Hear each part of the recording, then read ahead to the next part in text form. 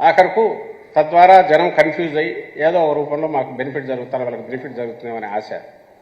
ఇంక 10 రోజులు ఇది ఎట్లా భరించాలని కూడా అర్థం కావట్లేదు. ఏ రోజు ఏం మాట్లాడతారో తెలియదు. క్యారెక్టర్ అసాసినేషన్, తిట్లు, బూతులు, లేని అబద్ధాలు, అబద్ధ ప్రచారాలు, విష ప్రచారాలు ఇవన్నీ చేసి అసలు ప్రతిపక్షంగా కూడా మేము అనర్హులం అనేది ఖచ్చితంగా వీళ్ళు రుజువు చేసుకున్నారు.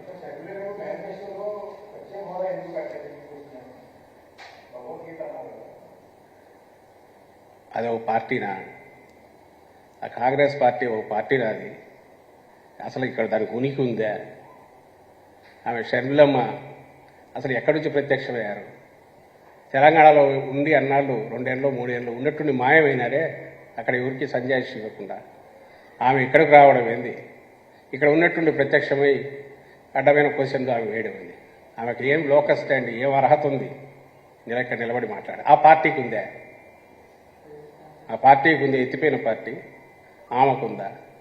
రేపు 13వ తేదీ తర్వాత చూడండి, ఆమె కనపడుతుందేమో స్టేట్లో కనపడదు. ఇది దాన్ని ఏమంటారు, ఈ కాలానికి ఈ పీరియడ్కు అద్దెకు తీసుకున్న పార్టీ అది. ఆమె దానికి సంబంధించి అంతవరకు పనిచేయడానికి వచ్చినట్టున్నారు. ఆ పని అయిపోగానే ఆమె మాయమైపోతారు. ఆ పార్టీ ఎప్పుడూ లేనిది, దానికి ఎలా ఇది కూడా లేదు. సో ఈ మధ్యలో ఆమె వచ్చి మా మేనిఫెస్టో, జగన్మోహన్ రెడ్డి గారి మేనిఫెస్టో గురించి క్వశ్చన్లు వేయడము, దానికి మేము సమాధానాలు ఇవ్వడం.